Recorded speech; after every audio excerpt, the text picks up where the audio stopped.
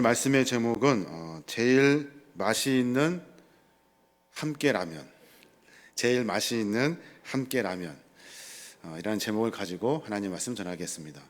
제목이 약간 아재 개그 같습니까? 예. 제일 맛있는 함께라면. 예. 요즘 뉴스를 많이 보게 되는데요. 뉴스를 보면서 참 많은 것들을 생각하게 됩니다. 여러 가지를 보게 되는데 문재인 대통령이 전에 유엔에 가서 각 나라의 상황들과 의견을 이렇게 듣고 연설하는 장면을 보았습니다. 그때 많은 사람들이 서로 의견을 나누고 서로 많은 것들을 계획하는 것을 보았습니다. 그런데 트럼프 대통령이 이렇게 연설하고 있을 때 그때 베네수엘라의 외교관이 이렇게 책을 딱 보고 있는 장면이 뉴스에 나왔습니다. 그 장면을 보면서 그런 생각이 들어요. 트럼프 대통령의 연설이 듣고 싶지 않았던 것 같습니다. 뭔가 아마 생각이 달랐던 것 같아요. 그런 생각을 가지고 있다가 어제 뉴스를 또 보는데 서초동서에서 대규모 촛불 집회가 열렸습니다. 참가자가 한 200만 명 정도 되는 사람들이 많이 모였다고 합니다. 언론을 가만히 들여다봅니다. 뉴스가 나오면 제가 여러 채널에 언론들을 검색하게 되는데 거기에 보면 이렇게 이야기하는 사람도 있고 저렇게 이야기하는 사람도 있고 그것을 막 폄하해서 안 좋게 이야기하는 사람도 있고 그것을 막 어떻게 부풀려 가지고 이야기하는 언론도 볼 수 있었습니다. 우리는 그런 것 같아요. 우리의 생각과 이념, 가치관이 우리 모두가 다 다릅니다. 달라요. 그래서 어쩌면 이 다름을 하나로 만들어내기가 참 어려운 것 같아요. 이 주제가, 이 숙제가 아마 평생, 아니 온 인류 마지막 종말의 때까지 계속해서 반복되는 그런 일인 것 같습니다. 그래서 또 우리는 이 다름을 인정하지 못하고 그리고 질투하는 것으로 우리의 삶이 익숙해져 있는 것 같습니다. 흑인도 그렇고 인종의 분리도 그렇고 빈민의 양극화도 그렇고 사상과 이념의 대결도 그렇고 이익을 위해서 분리와 흡수를 우리는 계속해서 반복을 합니다. 이 모든 것을 뛰어넘어서 하나가 될 수 있는 방법, 어떻게 하면 하나가 될 수 있을까? 그 고민을 다 포기해버리고 아득히 먼 이야기로 그냥 치부해버립니다. 지난번에 우리 이기준 선교사님 오셔서 말씀도 전해주시고 여러 가지 이야기를 나누었습니다. 거기에 라이베리아 보고서, 선교 보고서를 늘 쓰게 되는데 그것을 볼 수 있는 기회가 있어서 보니 가장 그 나라의 문제와 취약점은 정치적 갈등이라는 겁니다. 정치적 갈등. 그러니까 서로 대립하여서 한쪽이 정권을 잡으면 어떻게든지 나라의 모든 것을 다 막 빼앗아 먹는 것 같아요. 그리고 또 그 정권을 또 끌어내리기 위해서 또 반대쪽에서 이렇게 작업을 합니다. 그러면서 나오게 되는 부정과 부패. 그래서 사람들의 마음과 삶 가운데 이 분리의 마음, 서로 미워하고 서로 어떻게든지 잡아먹으려고 하는 그런 마음들이 팽배해 있다는 겁니다. 그러면서 마지막에 보고서 내용에 하나님의 사랑으로 하나가 되는 방법을 가르쳐야겠습니다 라는 이야기를 본 적이 있습니다. 서로 다름을 통해서 갈등은 온 인류가 앓고 있는 가장 큰 숙제입니다. 성경에도 그런 이야기가 자주 나와요. 구약에 보면 유대인들과 이방인 사이에 갈라놓았던 그 큰 장벽을 무너뜨리지를 못하는 거예요. 유대인들은 선민의식을 가지고 다른 부족과 주변국을 다 치부시합니다. 우리보다 못한 민족, 못한 나라로 이렇게 취급해 버려요. 자기네들끼리만 우리는 하나님의 선택받은 민족이라고 이야기하고 어쩌면 큰 잘못된 자부심을 가지고 살아갑니다.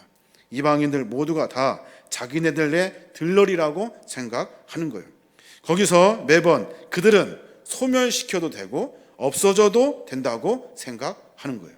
심지어는 지옥에 그 불을 때는 땔감 정도로 이방인들을 그렇게 치부해 버립니다. 이 무서운 선민의식을 깨뜨려야 되는데 이게 깨지지가 않는 거예요. 신학에 넘어오면서 사도 바울이 이 일의 심각성을 인지하고 하나님의 복음의 말씀으로 그들을 하나가 되게 만들어 놓습니다. 이것이 하나님의 계획입니다. 하나님의 섭리입니다라고 반복적으로 이야기하고 있는 거예요. 에베소 3장 1절에 보면 그런 말씀이 있습니다. 이러므로 그리스도 예수의 일로 너희 이방인을 위하여 갇힌 자 된 나 바울이 말하거니와. 여기 문장을 잘 이해해야 되는데, 바울은 이방인을 위해서, 히브리인 중에 히브리인 내가, 많이 배운 내가, 그보다 더 잘난 내가, 이 바울이 그 이방인들, 너희들이 생각하는 그 치부하고 그리고 지옥의 땔감 정도로 여기는 하등한 사람이라고 생각했던 이방인들을 위해서 내가 목숨을 바쳐 일하겠다라고 이야기하고 있는 거예요. 이 말을 들었을 때 많은 유대인들이 아마 고민이 들어가기 시작했을 거예요. 옛날에 저희도 마찬가지죠. 주인 그 양반집이 있고 그 다음에 종이 있잖아요. 그런 계급 사회 안에서 이것을 뛰어넘어 하나가 되기란 사실 쉽지가 않습니다. 그래서 사도 바울은 하나가 될 수 있는 것을, 그 방법을 비밀이다라고 이야기를 합니다. 비밀. 에베소 3장 3절에 보니까 그렇게 말해요. 곧 계시로 내게 비밀을 알게 하신 것은, 이 하나가 되는 비밀을 알게 하셨대요. 4절에 보니까 그것을 읽으면 내가 그리스도의 비밀을 깨달은 것을, 이 비밀을 깨달았다는 거예요. 9절에 보니까 영원부터 만물을 창조하신 하나님 속에 감추어졌던 비밀의 경륜이 어떠한 것을 드러내게 하려 하심이라. 결론적으로 우리가 하나가 될 수 있는 성서의 방법이 들어있는데, 이것이 우리가 깨닫지 못하는, 그러니까 우리가 가지고 있었던 편견, 우리가 가지고 있었던 다른 내 아집, 고집들 때문에 하나님의 비밀을 이해하지 못하여 우리가 하나가 되지 못했다는 거예요. 그럼 이제 물어야 되는데, 이 비밀, 이 구체적인 비밀이 무엇이냐는 거예요. 세 가지입니다. 에베소 3장 6절에 보니까 그렇게 말해요. 이는 이방인들이 복음으로 말미암아 그리스도 예수 안에서 함께 상속자가 되고 함께 지체가 되고 함께 약속에 참여하는 자가 됨이니라. 이방인들도 마찬가지로 복음으로 말미암아 그리스도 안에서 우리는 함께 상속자가 되고 함께 지체가 되고 함께 약속에 참여하는 자가 된다고 말하고 있는 거예요. 이방인들도 이제 유대인들과 똑같이 되었다는 거예요. 함께라는 단어를 통해서 상속자, 지체, 약속에 참여하는 자, 우리도 똑같이 그들과 같다. 이방인도 마찬가지 우리와 같다라고 말하고 있는 겁니다. 유대인과 이방인, 남자와 여자, 어른과 아이, 부유한 자와 가난한 자, 건강한 자와 병든 자, 그리고 백인과 유색인, 그리고 동서남북, 이 모든 것들이 하나님 안에서 하나라는 거예요. 인간이라면 모두가 다 함께 하나님의 나라의 하나님의 공동체로 살아가야 되는 겁니다. 그래서 에베소서는 반복되는 단어가 두 가지가 있는데, 하나는 안에서, 그리스도 안에서, 또 하나는 함께, 우리 그리스도 안에서 함께, 이 두 단어가 계속해서 반복적으로 이루어지고 있는 거예요. 지금 우리는 지금 현재 교회란 무엇인가에 대한 주제를 가지고 73주년 특별 새벽 기도회를 진행하고 있습니다. 교회란 뭘까요? 교회.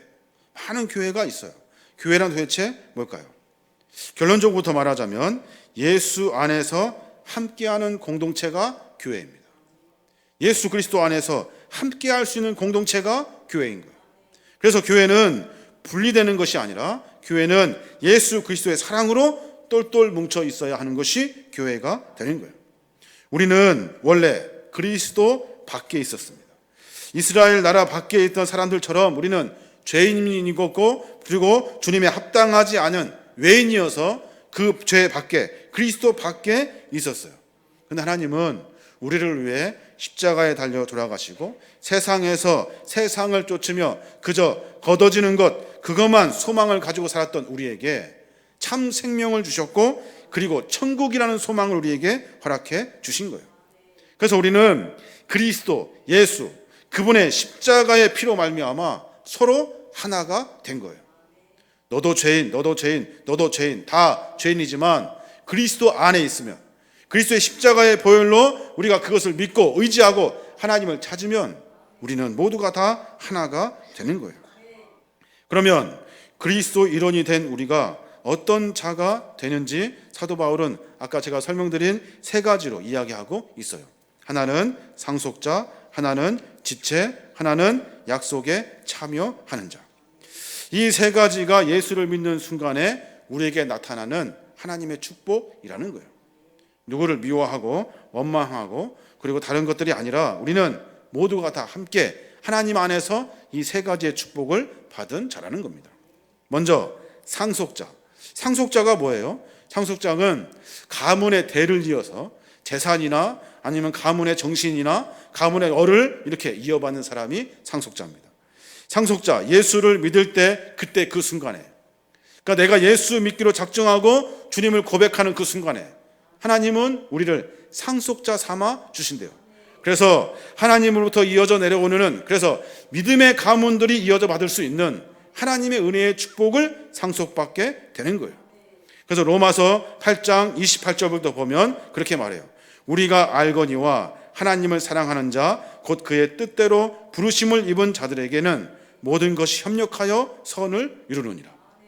하나님을 사랑하는 자, 하나님을 사랑하기로 했습니다. 지금부터 예수 믿기로 했습니다. 하나님의 뜻대로 부르심은 자, 나는 이제 세상대로 살지 아니하고 하나님의 뜻에 순종하며 살겠습니다. 그때 그들이 모인 공동체를 통해서 하나님은 선을 이루어 가시는 거예요. 왜냐하면 이 상속자 때문에. 그 다음 절에 보니까 하나님이 미리 아신 자들을 또한 그 아들의 형상을 본받게 하기 위하여 미리 정하셨으니 이는 그로 많은 형제들 중에서 맏아들이 되게 하려 하심이라. 하나님의 사랑을 알고 하나님의 뜻대로 부르심도 알고 우리가 함께 일하면 선을 이룬다는 것도 알아요. 우리가 그 선을 이루어 나가며 전진하는 이유는 우리를 맏아들이 되게 하셨기 때문에. 그래서 옛날에 맏아들이 가문의 모든 것들 상속받은 것처럼 하나님의 믿음의 가문, 사랑의 가문을 이어받게 되는 거예요. 그리고 또 하나는 뭡니까? 함께 지체가 되는 거예요. 지체, 함께 지체가 된다. 지체가 뭐예요? 지체는 몸의 각 부분을 지체라고 이야기해요. 손, 발, 코, 귀, 이런 것들 다. 고린도전서 12장 12절부터 보면 그렇게 말해요. 몸은 하나인데 많은 지체가 있고 몸의 지체가 많으나 한 몸인과 같이 그리스도도 그러하니라. 우리가 유대인이나 헬라인이나 종이나 자유인이라 다 한 성령으로 세례를 받아 한 몸이 되었고 또 다 한 성령을 마시게 하셨느니라. 몸은 한 지체뿐만 아니요 여러 신이. 여기서 말하는 핵심이 뭐예요? 우리 모두는 다 하나라는 거예요. 예수 그리스도가 머리가 되어주시고 우리는 그 몸의 각 지체라는 거예요. 그런데 왜 누구를 원망하고 누구를 갈라놓고 누구를 띄워놓냐는 거예요. 유대인이나 헬라인이나 종이나 자유인이나 모두가 다 한 성령을 받아 한 세례를 받아 한 몸이 되었다는 거예요. 우리는 한 성령을 마시게 하신 거예요. 하나님께서. 그래서 우리는 한 지체, 하나의 공동체가 되는 거예요. 그래서 26절부터는 그렇게 말해요. 한 지체가 고통을 받으면 모든 지체가 함께 고통을 받고 한 지체가 영광을 얻으면 모든 지체가 함께 즐거워하느니라. 너희는 그리스도의 몸이요 지체의 각 부분이라. 지체이기 때문에 한 몸이기 때문에 손이 아프면 온몸이 아픈 거예요. 다리가 아프면 온몸이 아픈 거예요. 꼼짝 못하게 되는 거예요. 이게 바로 한 몸의 지체라는 겁니다. 또 하나는 약속이에요. 약속. 함께 약속을 받은 자. 이 약속이 뭡니까? 이 약속은 하나님이 우리를 축복하신다는 약속.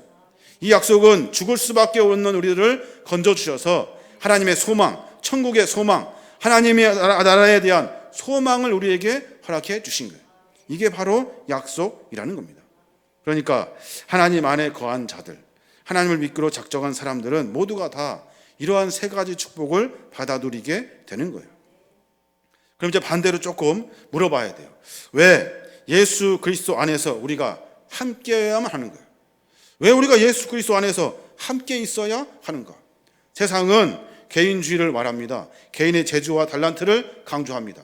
각자 개인의 특성을 이야기합니다.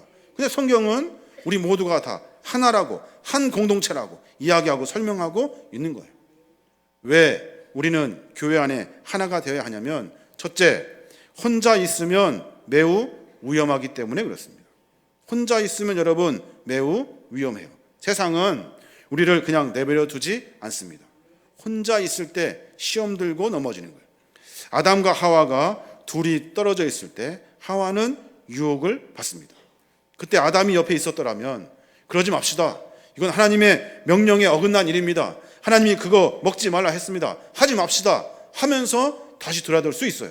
그런데 하와 혼자 있어요.